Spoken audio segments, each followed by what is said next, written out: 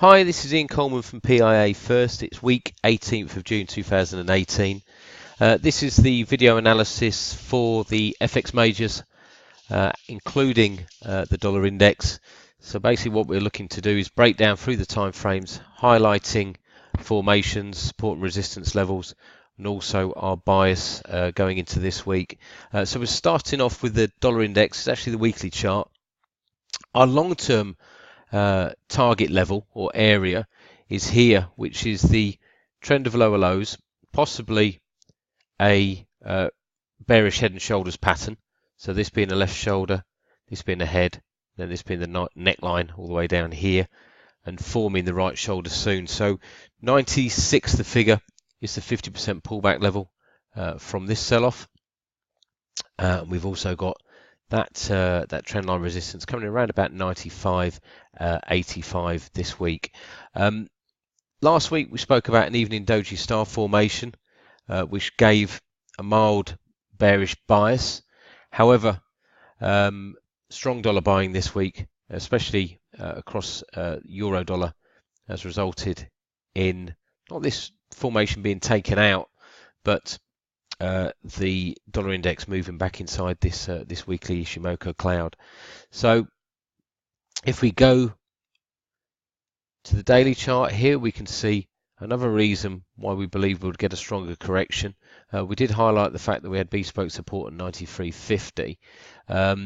We've got that strong buying pressure, obviously on Thursday after the ECB, and then a doji style candle near the high on Friday. So really, essentially, we need to break and close above this level, around about 95.30 at the beginning of next week to continue this bullish bias. If not, then obviously to the downside, we've got support at 93.50 and then again at 92.10. So if we go to the intraday chart, we've actually got some solid support that we also need broken to the downside for dollar bears to regain some strength. There's a Marabuzo level located at 94.19, and then our bespoke support at 94 the figure. So that we believe that's going to be quite strong going into Monday of this week. And if we look across at previous price action, this was resistance, so it now becomes support to the downside. Reflecting that bias back onto the major currency pairs. Again, we had that reverse formation on the weekly chart in euro dollar. So we had a morning star formation. We haven't taken that low out as yet. Our long-term bias is still to the downside. So we're looking for a left shoulder, head, right shoulder to form, and then another move lower. At the moment, we've got bespoke resistance coming in at 117.19. And then we've not got support really until around about 112.09. So if we do see a break of this area, this 115, the figure area, then we're going to see a stronger move to the downside. One important factor here is the 13 count. It's a DMARC 13 count that was posted on the week 28th of May. DMARC indicators, or a 13 indicator on DMARC, normally highlights the end of a trend and at least a correction to the upside. Now, the way that you formulate a stop for these signals, if you like, and this is a suggested stop, it's not a system, but Mr. Peel, who wrote a book on DMARC indicators, highlights these as potential stops. And basically what you look at doing is you take the high and the low of the lowest candle, you then project that length onto the lowest candle to get the projected stop. So that's down at 112.90. So there is scope for a push through that support without actually breaking this 13 count. So at the moment, no man's land really for euro dollar. And if we go to the intraday chart, we can see here that we've got bespoke resistance at 117.14. So this level, if it holds to the upside, then we're expecting a deeper correction. If it breaks, then we're looking for a higher move up towards sort of 119 the figure, 120 the figure, which we've highlighted here actually on the weekly chart, which is our bespoke resistance levels. So at the moment, we're in between support and resistance, and really looking at day trades to try and get an indication of the long-term picture for euro dollar. Cable, again, it's not cut and dry really where we're going in this currency pair. We're going to look at the weekly chart first. Here we had a 5-wave count to the upside, stopped, stalled, gave us a bearish outside reversal candle on the weekly chart, and then moved to the downside. That was close to this 261.8% extension level at 142.11. Now, the Ishimoku cloud, which is quite deep, is offering support for sterling dollar. And also, if we go to the daily chart, here we can see a potential 5-wave count to the downside. We've actually got a DMARC 12 posted on Friday, so on Monday we should get a DMARC 13, which again highlights the bottom of a trend. We've got bespoke support located at 132.05, and then we've got this 261.8% extension level located at 131.76. So although the immediate bias, especially with this bearish outside candle posted on Thursday, is for lower levels, again, losses could be limited. We can't get a projection of a 13 count until that 13 count's been posted, but we're looking for dips to be bought into, and also rallies to be sold at the moment. So again, it's more of an intraday play than it is a medium-term play. 133.08 is our resistance level, and again, with that being previous support, it's quite a good resistance to the upside. Dollar Swiss, we posted a 13 count on the weekly chart. We've moved, we've tested and rejected the reverse trend line support at 98.21. We then seen strong buying action last week. Our bespoke support is actually at 98.03, and obviously levels down towards that, or price down towards that level, have been bought into. Now, there's only a mild word of caution really going into the beginning of this week, and that's this reverse head and shoulders. So we've got a left shoulder, we've got a head, then we've got a right shoulder, and the projected measured move target is very close to that psychological big figure, one the big figure. So we're expecting that to be a short-term barrier, at least for dollar Swiss going into this week. And if we come down to this time frame again, stalling around the 161.8% extension level, that upside could be limited to the downside. And again, it's really more of an intraday play now than a medium-term play. We've got reverse trendline support at 99.39. We've then got bespoke support at 99.32. So if we do get a sell-off at the beginning of the week, we're looking to buy into that dip for a move up to that one big figure to basically complete then that head and shoulders target level.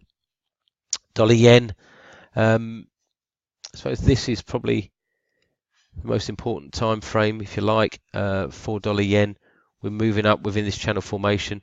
We've got a Marubozu level, which is the midpoint from the open and the close at 109.96, and that's quite important if bears return this week. And if we go to the 8-hour chart, we can see that we've got the potential of an ending wedge pattern. So that's the red lines here. We've got our support, trend line support coming in around about 110.18, and then bespoke support coming in at 110.09. So there is support to the downside, but with outside bars also posted on the 8-hour chart from the highs on Friday, the potential for the upside is probably pretty limited as well. So at the moment, and this is the daily chart looking for a different view, that we've got a bearish outside bar on the 8-hour chart. We've got a doji style candle on Friday, sometimes highlights the top of a trend. If we close below this level on Monday, which is around about 110.30, then that in turn will make an evening doji star and offer a downward bias. Now, trendline support is located at 109.11. A full ABCD formation from this level. So AB equals CD would take us down to 107.70, and we've got bespoke support at 107.54. So at the moment, mildly bearish, but only for a move down towards this level, and then we'd look for bulls to reappear in dollar yen. I'm only really showing one time frame on dollar CAD. We've broken this very large ending wedge formation to the upside. We've now got trendline resistance located. Let's just move that down a bit. That's a little bit too high, but going into next week it won't be. 132.64.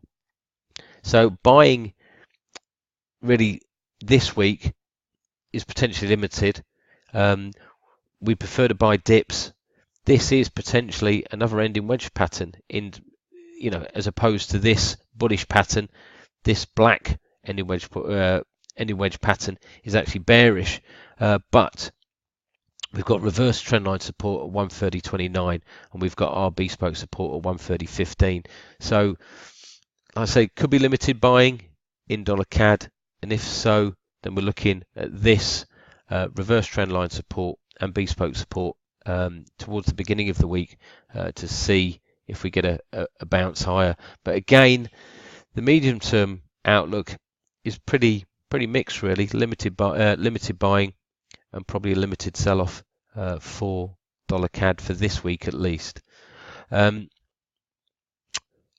dollar, we've been bears on Aussie dollar for quite a while. If we look to this chart, which is the weekly chart, we've broke the ending wedge formation to the downside.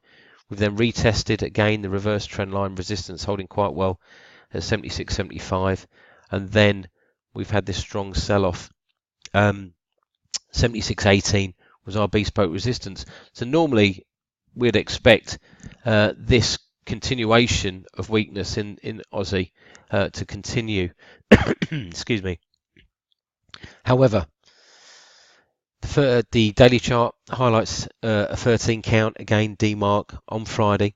Projected stop is 73.36. So the scope for limited downside at the beginning of this week, we've just adjusted our target level to 74, the figure for Aussie dollar.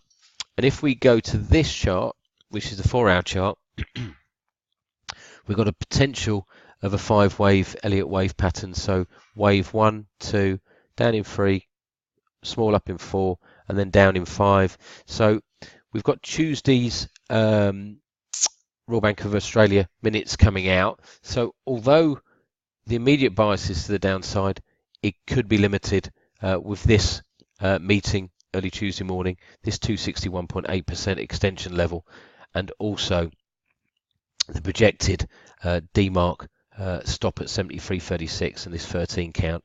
So the immediate bias is still to the downside, but the scope for limited selling in Aussie dollar this week. Euro sterling, real mixed bag. We were trying to buy dips in euro sterling last week. We didn't get the dips. In fact, it rallied up until Thursday, and then we obviously had that weak ECB meeting. We've moved again to the downside. The monthly chart highlights what we believe to be an ending wedge pattern. So we're getting towards support, which is at 86.80. The weekly chart, and this keeps our bearish bias alive, if you like. Levels inside the Ishimoku cloud are being sold into.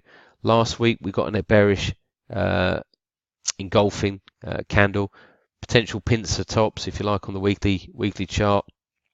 But the most important factor here is the fact that 83.10, which is the 161.8% extension level, is close to our bespoke support, which is at 83.15. So this bias, if you like, off this time frame is to the downside.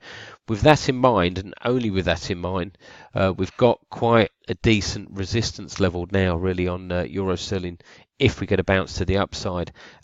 Signals aren't strong, and I'm going to explain why in a second. So basically this was the last sell-off, then levels towards the 61.8% pullback, Fibonacci level at 88.35 found sellers.